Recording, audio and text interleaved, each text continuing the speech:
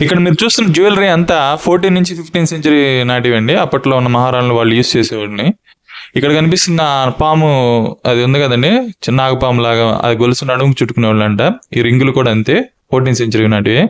Camera అయితే not allowed అండి, ఫోన్తో తీయాల్సి వచ్చింది. ఆ లైటింగ్ కూడా ప్రాపర్గా లేదు, సో అందుకని అలా వచ్చింది వీడియో. ఈ ఈ ఒక పక్షి కళేబరాలు అనుకుంటా అండి. ఆ పక్షి పేరు నేను చదవటం మర్చిపోయాను, ఆడావిడిగా ఉన్నారు అక్కడ ఆ రోజు. ఇది వచ్చేసి పాతకాలంలో అలా సెటప్ ఉండేదని వీళ్ళు క్రియేట్ చేసినట్టుందండి చూడటానికి. ఇవి అయితే పాతకాలం అయితే కావు.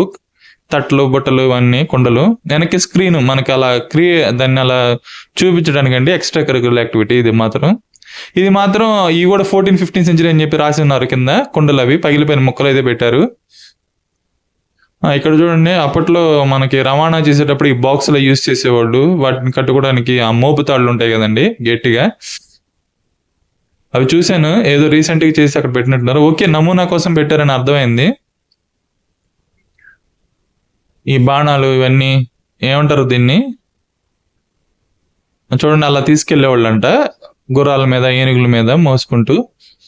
ఈ కత్తి అయితే అబ్బో, ఇది కూడా 13th సెంచరీ అండి.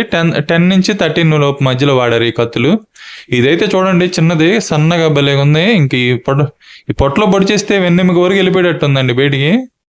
ఇవి ఇప్పుడే ఇలా ఉన్నాయంటే అప్పట్లో మంచి షార్ప్గా ఉండేవండి. చిన్న టిప్పు తగిలినా లేచిపోయాయేమో పార్ట్స్, మన పార్ట్స్ ఆపోజిట్ వాళ్ళవి. చూడండి షార్ప్గా ఉన్నాయి. ఇవి వచ్చేసి కెనాన్స్ అండి, 2 అప్పుడు కెనాల్